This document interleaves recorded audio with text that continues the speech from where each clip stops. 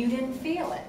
I continued to fight wasteful spending, but I noticed that there were more and more bills that were crossing the desk that were being passed by a voice vote.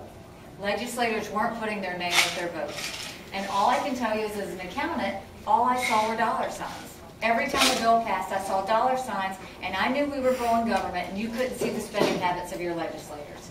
But it all came to light one day when we were focused on a bill that dealt with the cost of living increases for state employees and retirees.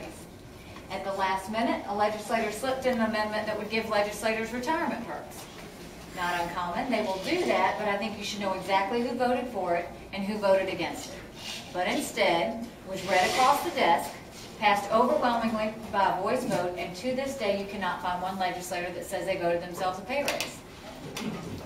I got very upset, and the next day I introduced a bill that said anything important enough to be debated on the floor of the House or the Senate is important enough for you to know how your legislator voted.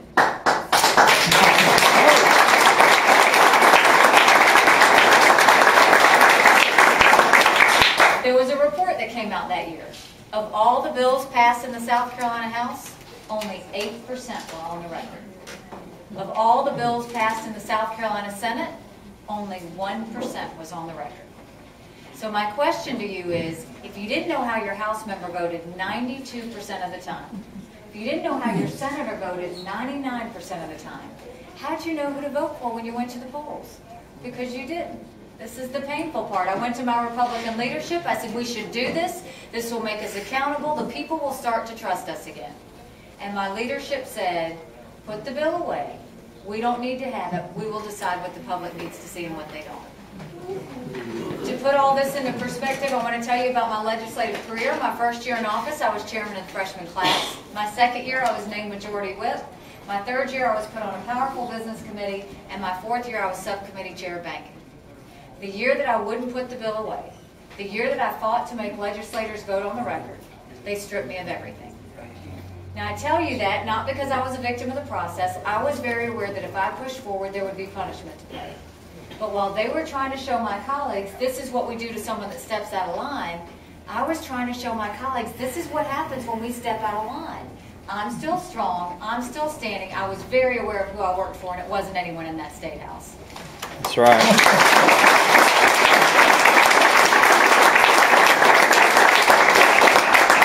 The good news is, about 3 or 4 weeks ago, after 2 years of a lot of bruises, we finally passed overwhelmingly in the House that every single bill had to be on the record.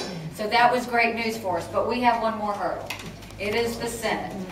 And I will tell you that I had to testify in front of the Senate this past week, and they are now, after every excuse of money and time and everything else, now the Senate is claiming that it is unconstitutional for you to know how your legislators vote. And so I will ask you to please contact your senator. Tell them that these votes belong to you and that we will not stop until we make sure it is permanent law that every single bill is on the record. It's very important. It's not just legislative votes on the record I want to see. I can tell you when I went to Columbia, I was not for term limits. I am absolutely for term limits now. We have to have them. Because what happened to me is not uncommon. Legislators go to Columbia with the best of intentions, but along the way they get broken. They're told not to step out of line. They're threatened with committee assignments, so they get quiet. The problem is those serving on the high finance committees, they're not accountants, they're not finance managers, they're not people used to managing money. They're those that got quiet, did what they were told, and so there are only 2 or 3 people managing the entire state budget.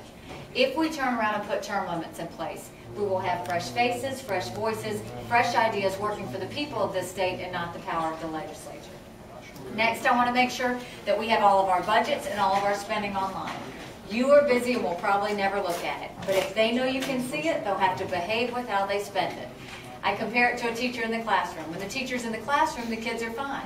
When the teacher walks out of the classroom, what happens? The kids cut up a little bit. Not because they're bad kids, but because they can. I want you to be the teacher in the classroom. I want you to see how every dollar is spent in Columbia. And then finally, I'll tell you, I represent Lexington County for $10,000 a year. I want income disclosures on all of our legislators in the state of South Carolina.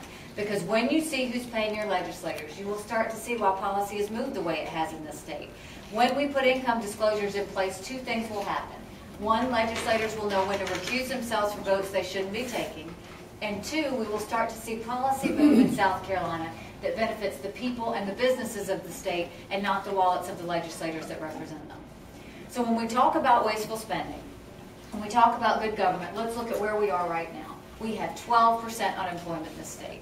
We have got to stop passing government-friendly legislation and start passing business-friendly legislation.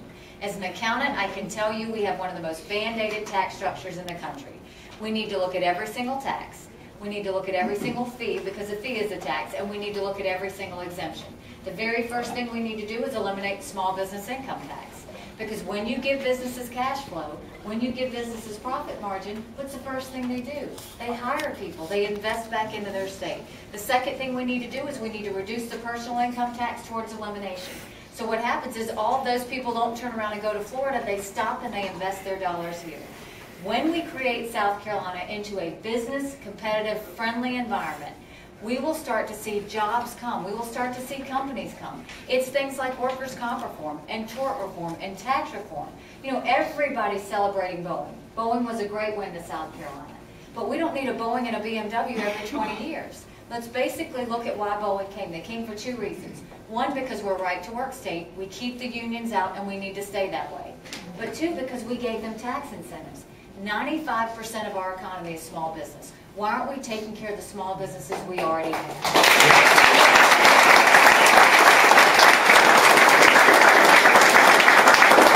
When you take care of the small businesses you already have, when you create that strong competitive business environment, companies will come here not because we smile and take them to dinner, but because it makes sense to their bottom line and it makes sense to their profit margin. So I know I've thrown a lot at you, and I certainly welcome your questions, but I will close by telling you this. I'm a woman that understands